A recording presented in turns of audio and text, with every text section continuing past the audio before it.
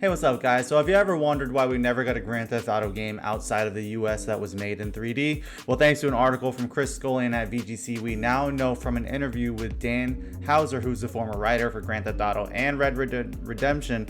In an interview with him and Lex Friedman, we kind of get some clarification on why we never got a Grand Theft Auto game in 3D outside of the US. As you do know, when Grand Theft Auto came out way back in the day on PS1 and PC, there was also a mission pack that was called Grand Theft Auto London 1969, and there was another shorter free PC only one that came out that was Grand Theft Auto London 1961, and ever since then fans have pretty much been clamoring for a 3D game in London in the Grand Theft Auto IP. You know, in this discussion, Dan Houser was asked about like why we kept returning to places like Miami and New York and stuff like that, and he says, you know, there's a reason why GTA kept coming back to Miami, New York, Los Angeles. I think they're all very good for exactly what you laid out. You could move it to any of those and it would work, you know? There's a melting pot aspect to cities like LA. There's glitz, glamour, underbelly immigrants, enormous wealth in all of them. I think those are what are really fun for not even just GTA, but for anything there where you want a slice of life.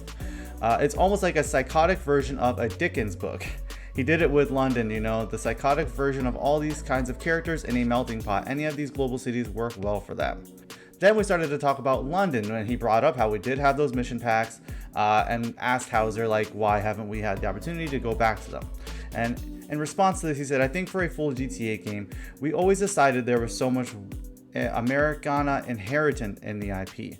It would be really hard to make it work in London or anywhere else. You know, you needed guns, you needed these larger than life characters. It just felt like the game was so much about America, possibly from an outsider's perspective, that was so much about what the thing was that wouldn't really have worked anywhere else outside of America.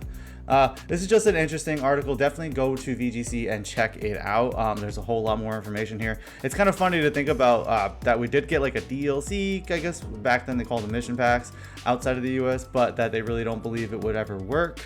Obviously, we've seen with games like Watch Dogs, like you can make an open world GTA style game set outside of the US, and I think it does work personally. There obviously is like interesting stuff out there just as much, but let me know what you guys think. Again, just another little interesting like behind the scenes thing of video games. Let's talk about it. Peace.